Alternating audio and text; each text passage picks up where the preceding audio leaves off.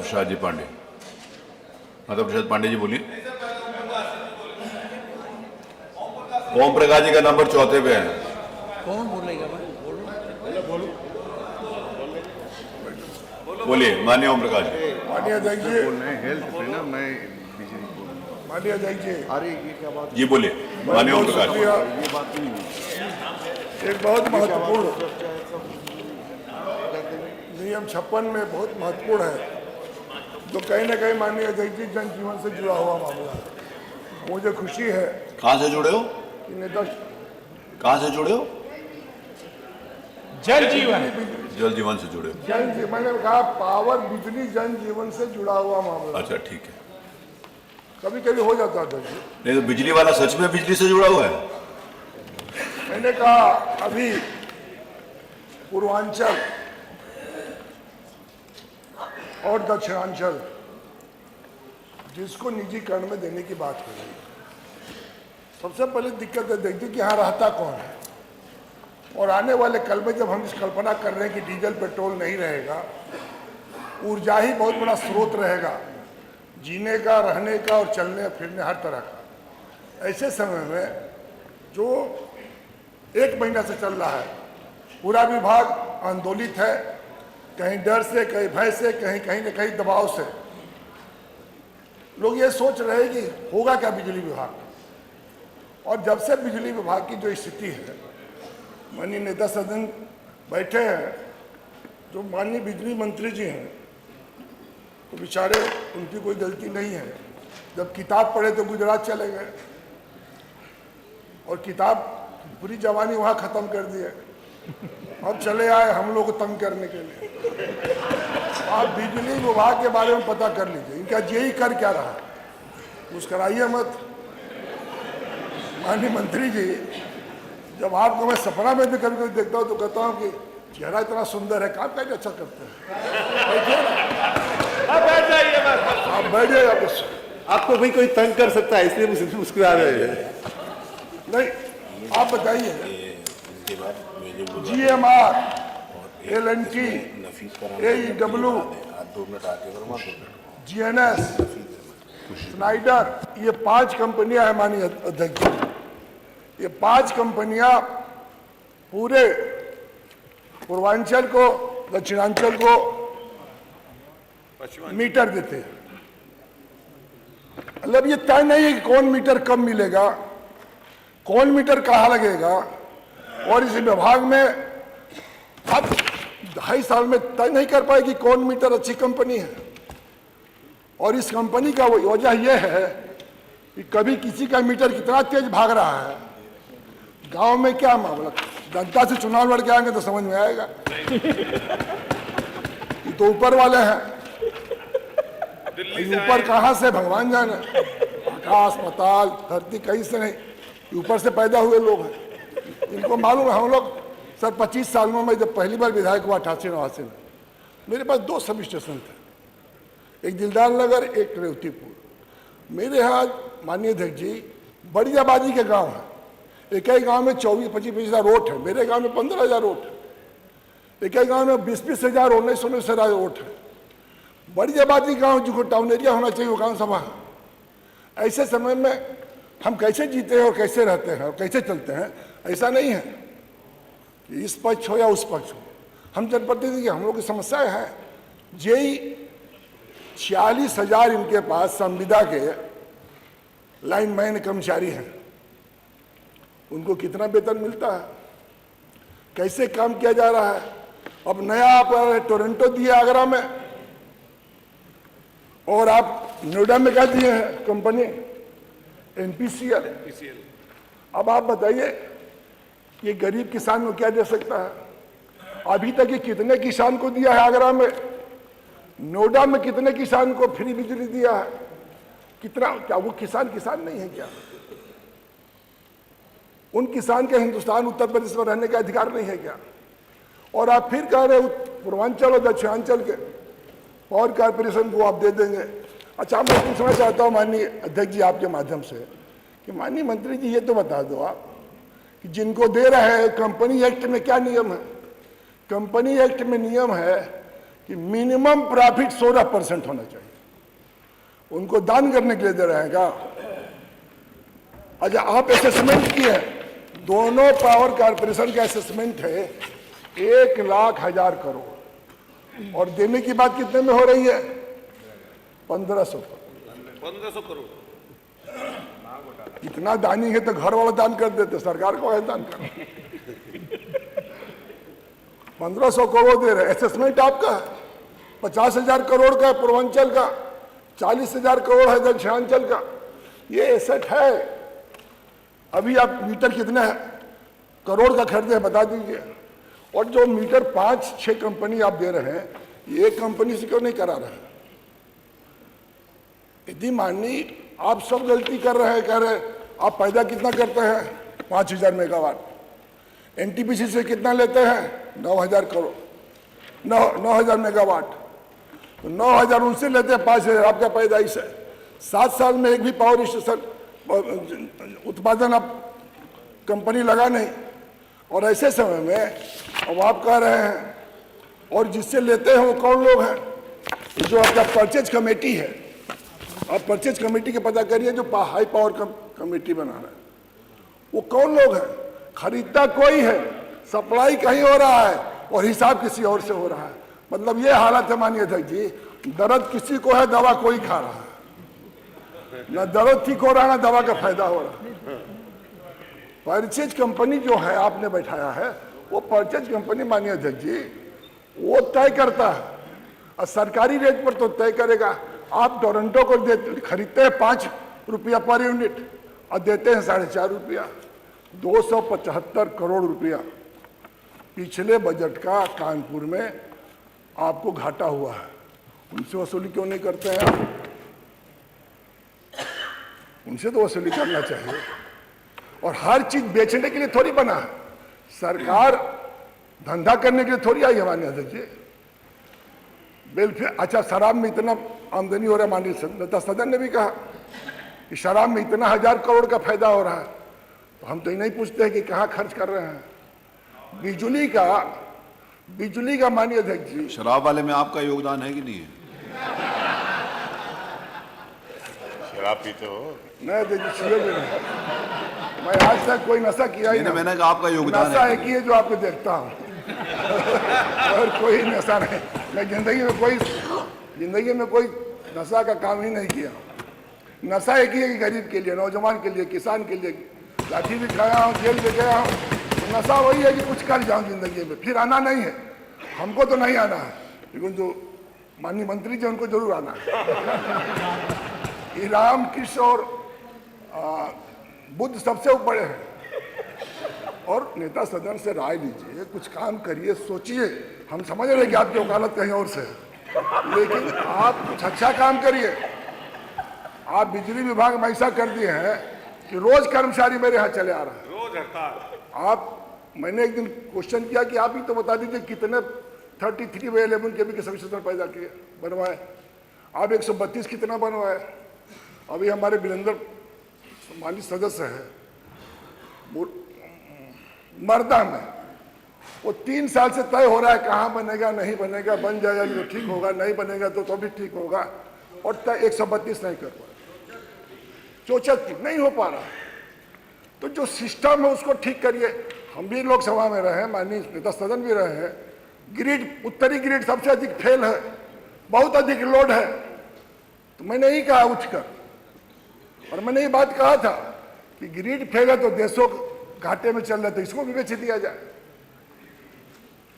अब line losses पर आपका सुधार हो रहा है, उसको आपके पास हैंड्स है,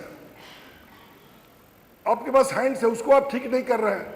और जिसको बेचने की बात हो रही है माननीय अध्यक्ष जी, वो कौन लोग हैं?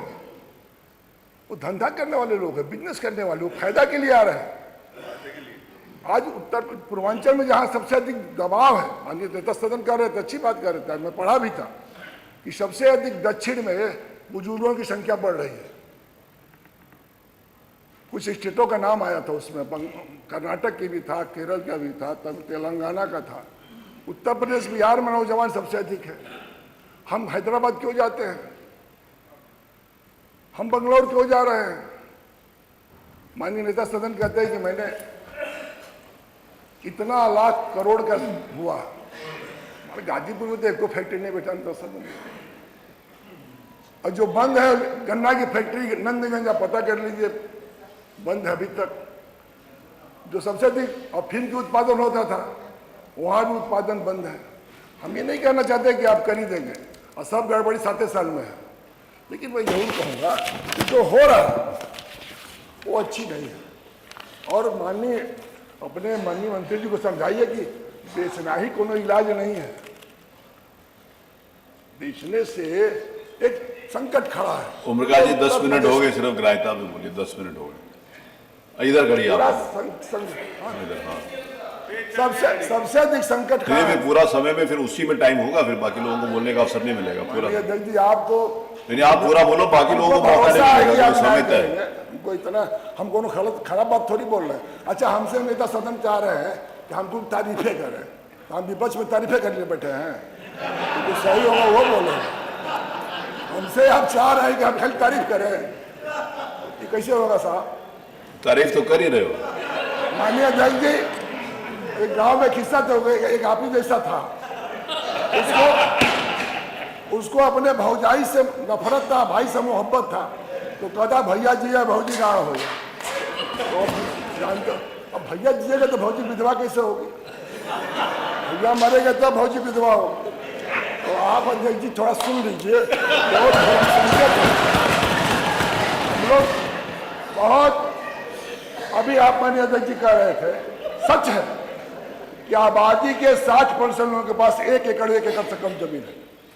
28% लोगों के पास 3 एकड़ से जमीन कम है। मात्र 12% लोगों के पास सिल्ली एकड़ के तहत जमीन है। पूर्वांचल का किसान, हमारा किसान कितना अभाव में है। हम तो तारीफ कर रहे हैं कि किसानों के लिए बिजली का गांव से जोड़कर आपने कहा कि हम फ्री पहुंचा दें। 3 घंटा, 4 घंटा, 5 घंटा, और कितना लेगा किसान? पानी बेचेगा तो कहीं नहीं है। तो इन परिस्थितियों में मेरा आपसे एक निवेदन है, माननीय अध्यक्ष जी, माननीय नेता सदन भी बैठे हैं, नेता सदन बोलेंगे तो अच्छा रहेगा, माननीय मंत्री जी बोलेंगे तो पता ना, जो बोलेंगे उस पर सही खड़ा होंगे कि नहीं खड़ा होंगे। इन परिस्थितियों में 1500, अभी आप कल संविधान की बात कर रहे थे, तो संविधान दिखा रहे तो अच्छा लग रहा था। आपको मिली कॉपी की नहीं?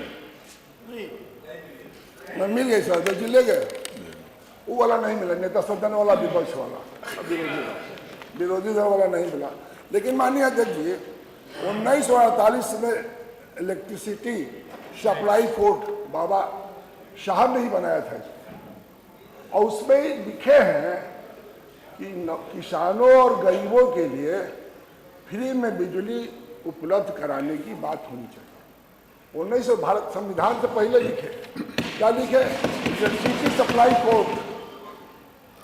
आप उसको पढ़ लीजिए माननीय मंत्री जी, कि बाबा साहब को बहुत मानने वाले, आंख मूंद के तो मानने ठीक है, नहीं पढ़ रहे हैं। ये भी इलेक्ट्रिसिटी नहीं ना, बाबा साहब के आंख मूंद के मानते हैं। तो पढ़ने की बात मैंने कहा कि इसको पढ़ क्यों नहीं लेते? 1948 का इलेक्ट्रिसिटी सप्लाई कोड है, और बाबा साहब ने खुद लिखा है इसको फैसले में, लिखने में, कि इसकी व्यवस्था होनी चाहिए। दूसरी बात,